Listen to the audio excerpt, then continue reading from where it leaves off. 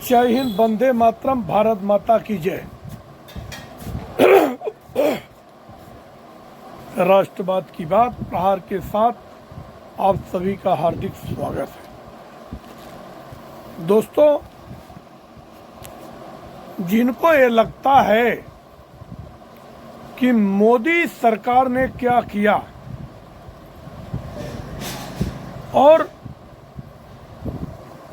ये विपक्षी दल गुमराह करके जनता का मन डाइवर्ट करने की कोशिश कर रहे हैं और बहुत हद तक वो अपने कोशिश में कामयाब भी हुए 2024 के चुनाव में। मगर जब वापस लोकसभा चुनाव के बाद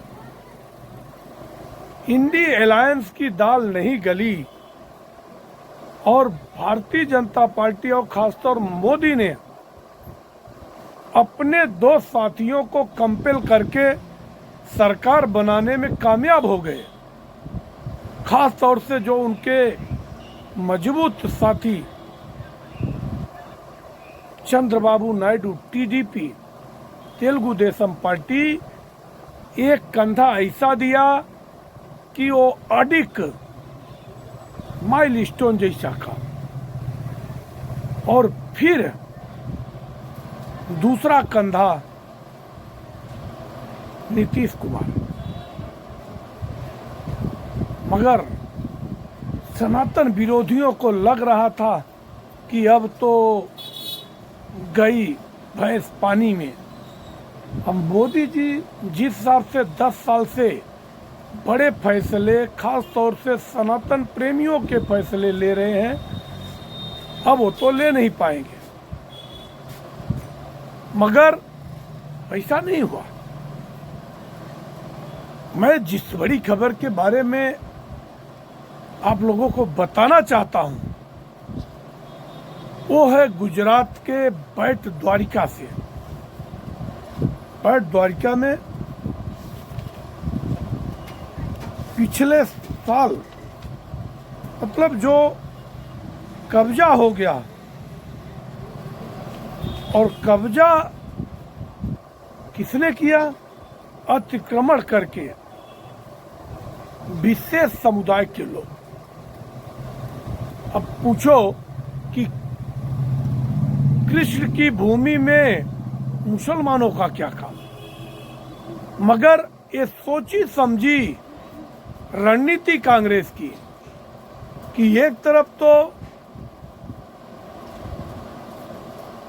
वर्शिप एक्ट लागू कर दिया कि जितने भी 1947 के बाद के जो मंदिर हैं, मस्जिद हैं, उसको कोई उस पर दावा नहीं ठोक सकता है, और दूसरी तरफ कब्जा इनका जोर शोर से करवाने का, मतलब जितनी भी सरकारी जमीन है वो सब जमीन हमारी है। उसकी वानगी देखने को मिली कि सोमनाथ के बगल में जितने अवैध बाजार बने थे, प्रशासन लगाकर सभी अवैध बाजारों को खाली करा दिया गया। दूसरा, अब बेट द्वारिका में अवैध बाजारे वहां की खाड़ी में बना लिए। ऐसा 2022 में पार्ट 1 पीला पंजा चला था।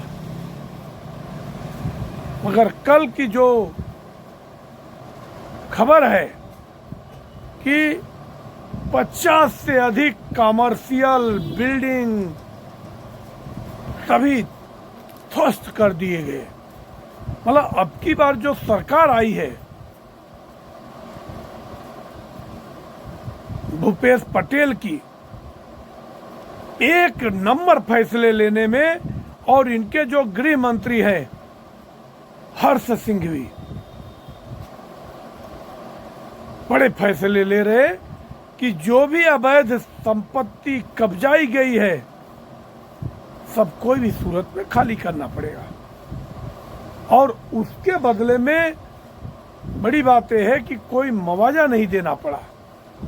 अब दूसरी खबर जो है वो महालोक, महाकाल की नगरी उज्जैन में महालोक का निर्माण हो रहा है और वहाँ पे निजामुद्दीन कॉलोनी में 251 अवैध कब्जे करके घर बनाए गए और विक्टिम कार्ड खेलते हुए ये लोग सुप्रीम कोर्ट तक गए और सुप्रीम कोर्ट ने 51 करोड़ मुआवजा इन लोगों को दिलवाया और 51 करोड़ मुआवजा लेने के बाद भी ये लोगों ने अपना घर खाली नहीं किया। फिर परसों 2 दिन की नोटिस में मोहन यादव की सरकार 6 जेसीबी मशीन और 6 पोकलेन मशीन लेकर एक साथ पूरे अर्धसैनिक बलों की तैनाती के साथ पहुंचती है और पूरा नामो निशान मिटा दिया जाता है और वहां पे तकिया मस्जिद भी है। अब तकिया मस्जिद को भी तो तकिया मस्जिद भी गिराई गई और जैसे ही मस्जिद गिराई गई वैसे ही वहाँ पे महिलाएं, बच्चे, विशेष समुदाय के लोग इकट्ठा हो गए और कहते हैं कि हमारे अल्लाह का घर तोड़ा है, इनके अल्लाह इनके हाथ पैर तोड़ेंगे। तो ये इनकी कांग्रेस की और उनके सहयोगी दलों की सोची समझी साजिश है कि एक तो धर्म के नाम पे पहले ही पाकिस्तान बांट दिया गया और वहाँ पे जो हिंदू थे उनको या तो धर्म परिवर्तन करा दिया गया या उनको वहाँ से निकाल दिया गया, उनके हकों से उनको वंचित कर दिया गया और अपने देश में जो जमीनों छोड़ के गए उसको वक्फ को दिला दिया गया। वक्फ बोर्ड के नाम पे अवैध कब्जे कराए गए।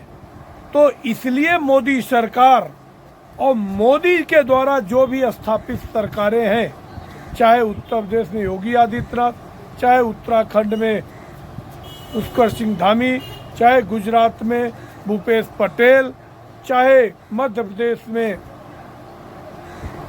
मोहन यादव, चाहे महाराष्ट्र में देवेंद्र फडणवीस, एकनाथ शिंदे साहब और चाहे राजस्थान में भजन लाल शर्मा, ये सभी सरकारें हिंदुत्व के तरफ जाते हुए, धर्म सनातन के तरफ जाते हुए और भारत की जमीन को कब्जा मुक्त करा रहे हैं।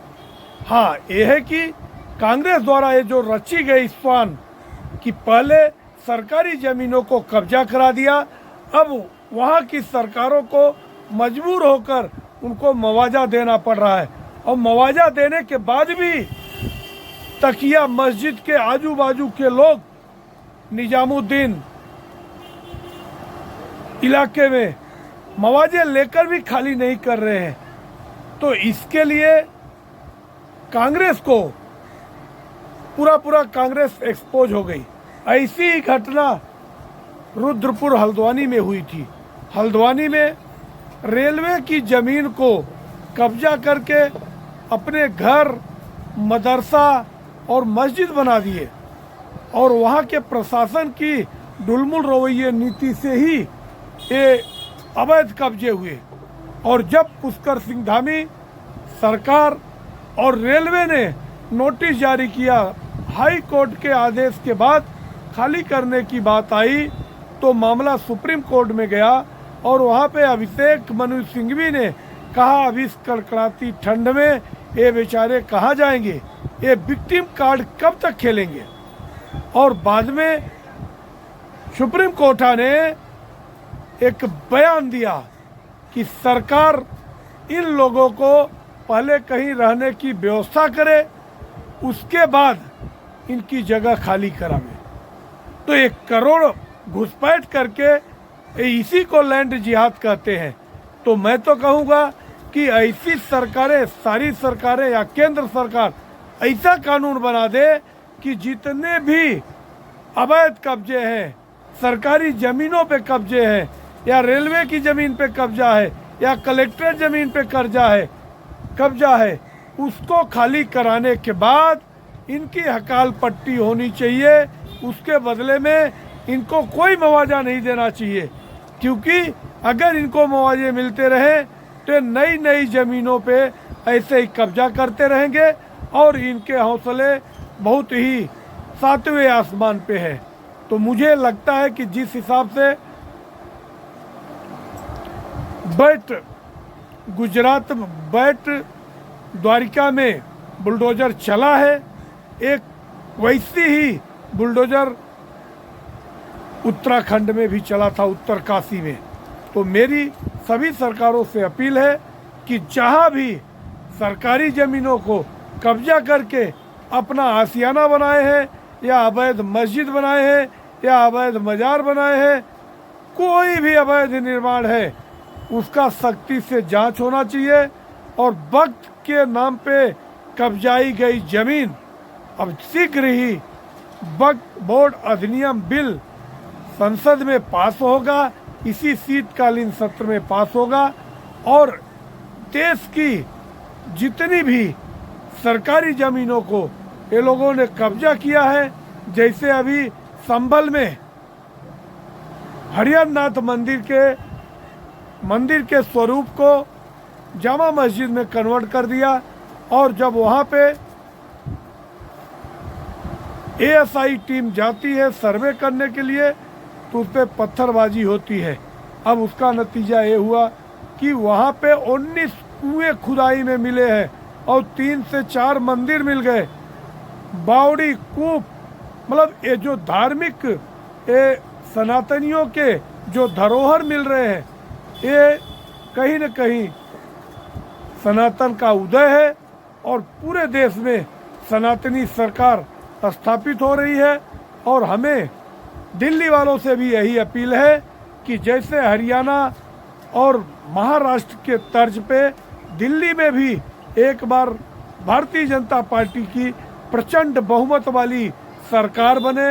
उनको एक 50 सीट से कम नहीं मिलना चाहिए। अगर एक प्रचंड बहुमत की सरकार बनती है तो जाहिर सी बात है कि देश में बस रहे अवैध घुसपैठिए और रोहनिया, इन लोगों का इलाज होगा और इनको जरूर देश से डिपोर्ट किया जाएगा। अब इसके बाद जो अगले सरकार का चुनाव होगा, इसके बाद बिहार में चुनाव है, तो बिहार के लोग भी सजग होकर जात पात में न बटे, विकास की राजनीति के लिए भारतीय जनता पार्टी और उसके सहयोगी दलों को हाथ मजबूत करें। और इसके बाद जो हमारा लक्ष्य है अब की बार पश्चिम बंगाल, क्योंकि एक घुसपैठ की जो जननी है वो इस समय पश्चिम बंगाल बन गई है। और जब से बांग्लादेश में हिंदुओं के साथ जो अत्याचार हो रहा है, उस अत्याचार का बढ़ावा कहीं न कहीं ममता सरकार दे रही है। इसके लिए समग्र हिंदू समाज से मेरी यही अपील है कि एकजुट होकर पश्चिम बंगाल में भी एक प्रचंड बहुमत वाली भारतीय जनता पार्टी की सरकार बनाए। आप लोगों को हमारा कंटेंट कैसा लगा? अगर हमारे कंटेंट पसंद आ रहे हैं तो आप हमारे चैनल सब्सक्राइब करें और अपने दोस्तों को भी सब्सक्राइब करने के लिए प्रेरित करें। जय हिंद, वंदे मातरम, भारत माता की जय। आप सभी को शुभ नवरात्र, शुभ मकर संक्रांति और साथ ही महाकुंभ की हार्दिक बधाई और मंगलमय शुभकामना। धन्यवाद।